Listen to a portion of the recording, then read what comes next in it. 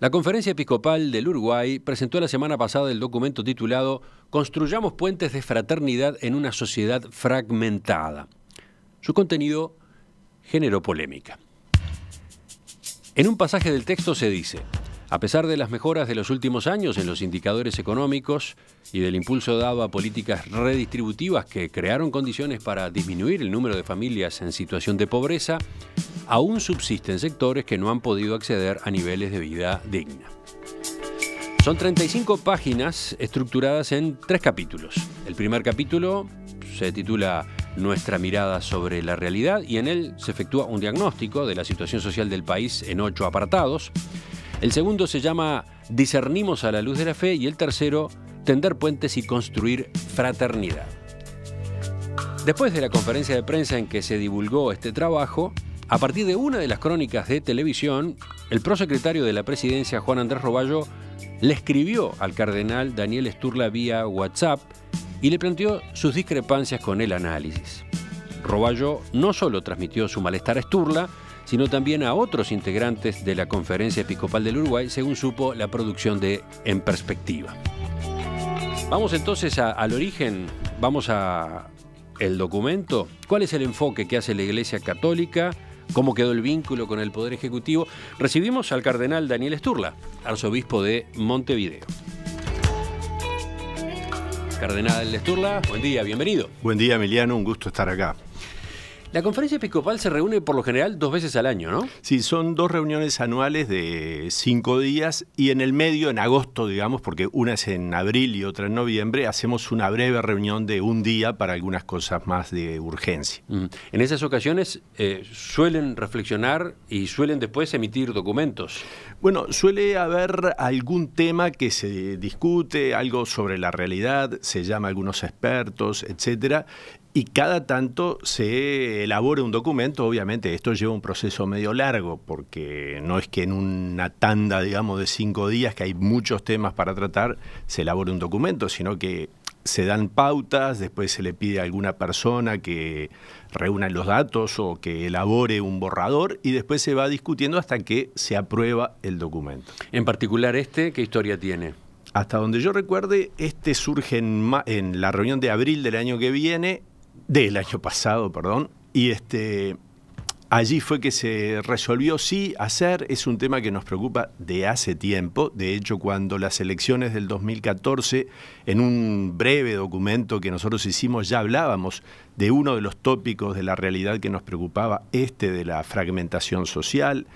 Hubo en el 2016 un encuentro de laicos, el 34º Encuentro Nacional de Laicos de todo el Uruguay, sobre el tema incluso con el título casi igual, Construyamos fraternidad en una sociedad fragmentada, y entonces se dijo, tenemos que emitir algo los obispos como documento. Entonces, bueno, desde abril se dieron pautas, ahí se le entregó a algunas personas, expertos, tener datos, la realidad. En agosto se habló brevemente y en noviembre nosotros estábamos en Roma en la visita ad limina, o sea que no tuvimos reunión propiamente de la conferencia, pero allá en la visita ad limina sí leímos el primer borrador, le dimos una primera aprobación. Pero bueno, los tiempos eran cortos porque estábamos visitando las distintas congregaciones, quedamos que en abril lo publicábamos ya ahí más pulido y sí votando, digamos así, corrigiendo párrafo a párrafo. ¿Un documento de este tipo se somete a votación o tiene que obtener consenso? ¿Cómo manejan eso? Se somete a votación. En general, las votaciones, creo que en este caso fue todo por consenso, pero se somete a votación, y es obviamente como en toda votación por mayoría en general. Nosotros nos manejamos siempre con la mayoría absoluta, ¿no? Vayamos al documento en sí mismo. Ya el título quedó mencionado, Construyamos puentes de fraternidad en una sociedad fragmentada. ¿Por qué lo encararon así? ¿Por qué esa presentación? Bueno, lo que la Iglesia busca es tratar de hacer una llamada de alerta a la sociedad uruguaya, a los católicos en primer lugar, y lo nuestro quiere ser en positivo, es decir, construyamos vínculos, puentes, fraternidad, eso es lo que queremos. Y vemos que la sociedad uruguaya se ha ido fragmentando, dividiendo, sectorializando, y esto creo que es una preocupación común de los uruguayos. Y nosotros decimos, estemos atentos porque es un proceso que viene de hace mucho tiempo y que tenemos que buscar los modos de revertirlo. Yo mencioné que ustedes se detienen en 8 apartados, 8 áreas al momento de realizar este análisis. Esos puntos son las fisuras que poco a poco nos han ido separando, el trabajo, la familia, el desbalance generacional, el campo y la ciudad, el territorio, el acceso a servicios y el papel de la educación y la convivencia ciudadana. Ahora vemos algunos de ellos, pero ustedes insisten en que se trata de una mirada pastoral, lo mencionan más de una vez. ¿Por qué? ¿Qué significa eso? Bueno, eso significa que nosotros no somos sociólogos, no somos políticos, no somos analistas, digamos, económicos, sino que es una mirada que hacemos como obispos. Lo de pastoral, el obispo es el pastor de la iglesia que le es confiada, nosotros como obispos del Uruguay somos los pastores de esta iglesia, entonces nuestra mirada es desde nuestra perspectiva de obispos atentos a la realidad de nuestra sociedad. Y entonces, veamos, ¿cuáles son algunas de esas señales, las que más preocupan de un texto que es largo, repito, y en el que podríamos dedicar un buen tiempo? ¿Cuáles mencionaría usted en este momento? Yo creo que hay un tema que nosotros vamos viendo y éramos una sociedad más de cercanías, esa expresión de Carlos Real de Azúa que nosotros por ahí decimos, una sociedad también que permitía fácilmente, o no sé si tan fácilmente, pero permitía el acceso y el progreso social, una sociedad donde compartíamos más en la escuela, en el deporte, en el ómnibus, yo qué sé. Y de ahí se va haciendo una sociedad donde hay sectores que quedan al margen, y ahí vemos el surgimiento de tantos asentamientos, que por supuesto es una realidad de hace 50 años. Y por otro lado, en el otro extremo vemos, por ejemplo, los barrios privados. Y con eso no es que esté criticando a la gente de un lado o del otro, estamos diciendo, constatando una realidad. Pero esa realidad que nos separa y nos disgrega va creando Uruguay distintos, digamos así, que es lo que tenemos que estar atentos, porque creemos que el ideal es una sociedad que se integra, donde todas las personas tenemos igualdad de oportunidades. Y bueno, después la diferencia estará, como dice la Constitución de la República del año 30, en los talentos y virtudes, pero que hay que tratar sobre todo de favorecer a aquellos que, por su realidad económica, social, familiar, etcétera, son menos favorecidos. Ustedes no se detienen solo en factores internos que están influyendo en este cuadro. También toman en cuenta tendencias que vienen del exterior o que son originadas, por ejemplo, en los avances tecnológicos. Me refiero, por ejemplo, al capítulo sobre el trabajo, ¿no? Bueno, ahí yo compartí hace como 3 años un encuentro con el ministro Murro en la sede de ACDE, y ahí justamente se habló de la cultura del trabajo y cómo ha cambiado. Es que ha cambiado tanto que yo pienso, uno, que por ahí lo mencionamos, ¿no? Los chicos hoy entran a un trabajo, pero no es que ese trabajo en el que entren sea el trabajo de su vida, sino que hay un cambio de perspectiva bastante y de trabajo bastante común. Pienso hasta en una señal que es que tantos chiquilines que tienen la posibilidad de estudios universitarios cambian fácilmente de estudio, de facultad.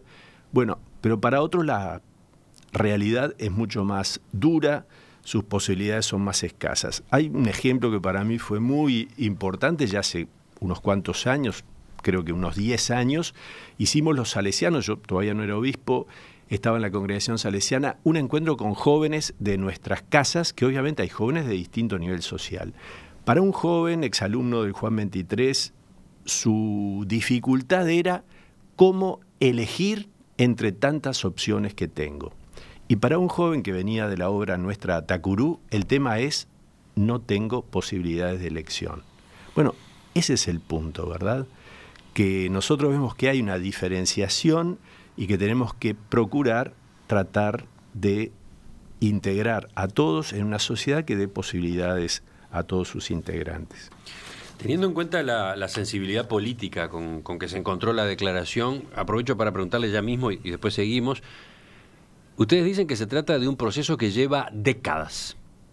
Esa expresión está textual, ¿no? Sí. Entonces, ¿Cuánta responsabilidad le corresponde a los gobiernos del Frente Amplio?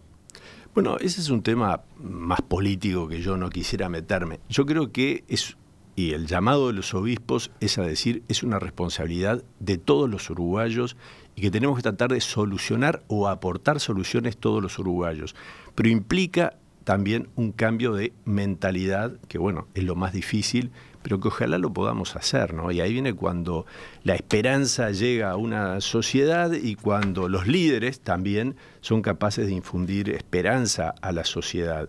Que ese es uno de los temas que también por ahí abordamos y que quizás se le da menos corte, pero que para mí es muy importante, que entre nuestra problemática yo creo que hay una que es de honda raíz espiritual, que tiene que ver con esa falta de sentido de la vida que muchos uruguayos tienen y que lleva, entre otras cosas, para mí está en el origen de esa cuestión demográfica que nosotros tenemos, que nos tiene que preocupar como nación por razones sociales, económicas, pero que indica que hay una dificultad del uruguayo de amar la vida, de tener más esperanzas, y por eso le cuesta tanto, creo yo también, que nosotros engendremos hijos y que nuestros chicos tengan esa alegría de vivir en este país. ¿No es entonces una situación que se haya generado ahora? Lleva años, es un proceso, pero ustedes de todos modos incluyen algunas consideraciones sobre políticas llevadas a cabo desde 2005, cuando asumió el primer gobierno de Frente Amplio. Nosotros ahí señalamos lo positivo que se ha dado en la... Bueno, ha habido un crecimiento económico, obviamente, en esa década que tuvo el Uruguay, digamos, de crecimiento y que ahora continúa en forma menos acelerada. Y por otro lado, ha habido una política redistributiva del ingreso que está señalado, como está señalado también con los últimos datos de la semana anterior a la salida del documento por parte del INE, del Instituto de Estadística, cómo ha disminuido la pobreza, incluso cómo ha disminuido la pobreza entre los chicos, entre los niños. O sea que todos esos son indicadores positivos. Nosotros no hacemos una evaluación política de lo que ha pasado. Sí decimos, ahí hay indicadores positivos, como hay otros que nos siguen preocupando, por ejemplo, en el tema educativo. Bueno, ahí está. Yo decía, de hecho termina habiendo alusiones, consideraciones a propósito de políticas llevadas a cabo desde 2005. Algunas elogiosas y otras discrepantes o críticas. Por ejemplo, ¿cómo podemos resumir lo que ustedes entienden a propósito de las políticas redistributivas? Tomo esta frase, tomo este párrafo en la página 24 del documento. Frente a las intervenciones sociales existentes o nuevas propuestas que se generen, sería saludable preguntarnos siempre si contribuyen a integrar y a fortalecer a los destinatarios de las mismas o sostienen y consolidan situaciones de exclusión, aunque no sea ese su propósito. Ustedes dicen, no se trata solo de dar o de trabajar para, sino de trabajar con y trabajar entre, abriendo cauces para encontrar sentido, recuperar la autoestima, la confianza en la posibilidad de construir con esfuerzo propio y apoyo de otros un destino distinto que haga posible una vida digna para todos. ¿Se puede leer este párrafo como una crítica a algunas de las políticas sociales del Ministerio de Desarrollo Social, por ejemplo? Mire, yo entiendo que se podría hacer, pero no es nuestro objetivo hacer una crítica directa a ninguna política concreta de un ministerio. Lo que sí nosotros estamos convencidos que esto, desde la sociedad civil, que es de donde nosotros nos paramos y no desde una actitud de políticos, es una realidad que nosotros constatamos en el día a día. Por eso para nosotros es tan importante la educación, porque ahí uno está dando herramientas a las mismas personas para salir adelante. Y esto es clave. Acá nosotros tenemos una figura obviamente ejemplar y única como fue el padre Cacho, pero ¿qué fue lo que él hizo? Él no fue a dar, sino que fue a meterse entre la gente y desde adentro de la gente hacer tomar conciencia a las personas de su propia dignidad y darles los elementos para que las mismas personas salieran adelante. Yo anoche estuve en El Borro, en la parroquia Nuestra Señora de Guadalupe, porque estamos apostando fuerte al trabajo pastoral en esa zona. Allí se ordenó un sacerdote el domingo, Luis Ferrés, y ayer fue su primera misa y está destinado a esa parroquia. Es una apuesta también importante para nosotros destinar gente joven y con mucha energía en ese barrio. Y hablando con la gente que estaba después de la misa, me decían cosas hermosas del barrio, de cómo se ayudan entre ellos, de cómo hay una cooperación entre familias, de cómo hay una preocupación, obviamente, por las situaciones más difíciles, de cómo cuando se hizo este año el Vía Crucis en medio de los Palomares allí de Aparicio Saravia, se fue incorporando gente que, bueno, que está en una situación, digamos, de enfrentamiento. Bueno, eso es construir desde dentro. La Iglesia lo hace desde la educación y desde su tarea pastoral. Nosotros podemos decir, bueno, ojalá todos comprendamos, como hay muchos otros que también lo hacen, que es desde dentro de la realidad, y hoy se usa esa expresión, empoderando a la gente, que podemos salir adelante. No sé si es una crítica, pero es un llamado de atención, en todo caso, sobre el tono que entienden ustedes deberían tener las políticas sociales, por ejemplo. Bueno, pienso que sí, pero no es solamente un llamado de atención al gobierno, sino porque no estamos dirigiéndonos al gobierno, sino a la sociedad entera. Sí, está bien, claro. Pueden estar refiriéndose a otras intervenciones, ¿no? Intervenciones sociales existentes o nuevas propuestas que se generen. Podrían también estar aludiendo a intervenciones de ONGs, por ejemplo, ¿no? Por supuesto. Pero veamos otro capítulo, políticas del gobierno, sobre educación. Dicen en un momento, en la educación, a las dificultades que genera trabajar con una población que mayoritariamente sufre carencias de diverso tipo, se suma la lentitud de gran parte de nuestro sistema para hacer reformas necesarias. No se acompañan así los acelerados cambios del mundo actual y la educación en competencias hoy requeridas a las nuevas generaciones. Bueno, ahí sí, pero tampoco, a ver, yo digo, si hay un tema donde la Iglesia tiene una experiencia fuerte, es en el tema educativo en este país.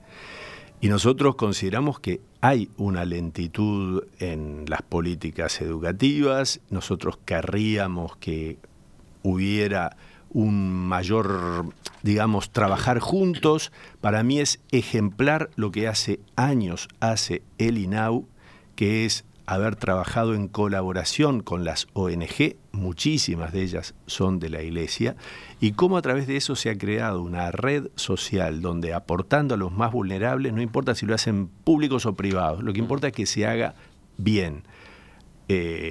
Pensemos, los CAIF y Club del Niño. Ahora me decían que justamente también ahí en el barrio de la Gruta de Lourdes, un CAIF en combinación, un CAIF de una ONG católica, en combinación con una escuela, van a atender a los chicos de 4 y 5 años que tienen la dificultad de poder dar el paso después para entrar a la escuela. Y bueno, y ahí está el gran tema del primer año, donde muchos gurises ya encuentran una traba. Entonces, cómo capacitar a los chicos en combinación con la escuela para que, y con acuerdo con INAU, para poder preparar a esos chiquilines de 4 y 5 años para poder entrar a los 6 años a primer año y tener un buen desempeño. Bueno, eso es lo que nosotros decimos. ¿Por qué no podemos seguir haciendo esos acuerdos? Se hacen en educación no formal, aunque con algunas aperturas con la educación formal. Yo digo, en ese sentido tenemos que progresar. Lo que nos tiene que interesar es sacar adelante a los chiquilines, sobre todo los chiquilines más vulnerables, de zonas que son zonas de riesgo. Bueno, y ahí tenemos que trabajar juntos. Otro tema, ¿cómo decirlo?, mirado con lupa. Habla el documento de la dicotomía campo-ciudad. Y lo hace en un momento particular, cuando se han hecho notar muy fuerte los reclamos de las gremiales rurales, cuando ha surgido el movimiento Un Solo Uruguay, el de los autoconvocados. ¿Ustedes entienden que en estos meses ha estado más expuesta esa fractura? Bueno, yo creo que sí, pero yo estaba mirando los documentos viejos de la Conferencia Episcopal. Bueno, ahora no recuerdo el año, pero me parece que fue allá por el año 98, si no estoy equivocado, que hay un documento sobre el tema de la realidad agropecuaria a raíz de toda una dificultad que se encontró en el país. O sea, que era un documento de la SEU específicamente sobre el tema. Acá se menciona también en orden a decir, no fragmentemos. ahí yo creo que lo que más se dice, porque no nos metemos en ningún aspecto en particular, es no encasillemos a las personas del campo y de la ciudad. Ese es un tema que viene de nuestras raíces, pradera, puerto, digamos así, pero es parte de lo que somos. Entonces tratemos de no encasillar y de buscar soluciones que parten de una experiencia de mirarnos como hermanos, como conciudadanos, y no como enemigos o que estamos del otro lado de la frontera. Para completar esta mirada así salpicada al documento, me llamó la atención una autocrítica que también el documento tiene. Leo textual: también reconocemos y pedimos perdón a Dios por la participación de cristianos en estructuras sociales injustas. Sí, bueno. ¿Cómo es esto? ¿A raíz de qué viene? ¿Cómo es? Bueno, yo creo que no viene enfoque por una cosa en particular. No, digo, tengo presente ese texto, pero no creo que lo hayamos hablado de tal cosa en particular. Pero bueno, a mí me gusta decir mucho, la iglesia no es club de perfecto, sino casa de puertas abiertas, y a la iglesia entra el que quiere, cuando quiere y como quiere. Entonces, en la iglesia hay cristianos que no han hecho las cosas bien. Y esto no tiene nombre ni apellido, sino que es una leo completo realidad. el párrafo. Dice: muchos católicos a lo largo de la historia, movidos por su amor a Dios y al prójimo, han sido constructores de puentes en nuestra sociedad, contribuyendo a la integración social en diversos campos de acción, tanto individual como comunitariamente. Y luego, también reconocemos y pedimos perdón a Dios por la participación de cristianos en estructuras sociales injustas. Sí, bien, es lo que hacemos. ¿Pero a qué alude, por ejemplo? ¿A qué estructuras sociales injustas? Bueno, la Iglesia ha sido muy crítica en los documentos sociales sobre el socialismo, digamos, marxista, y sobre el capitalismo liberal o capitalismo salvaje, como en algún momento se llamó. Ahí entra todo desde León XIII, 1891, hasta Francisco. Hay una crítica fuerte a dos propuestas que nos parece que son equivocadas, y ahí la Iglesia trata de aportar desde su doctrina social aquello que entiende que es más conveniente para el hombre. Bueno, creemos que hay cristianos que de algún modo se han identificado, sobre todo entre nosotros, con ese capitalismo de tipo más, digamos, salvaje, entre comillas. Bueno, y por eso pedimos perdón, pero no hay una referencia a nadie en particular.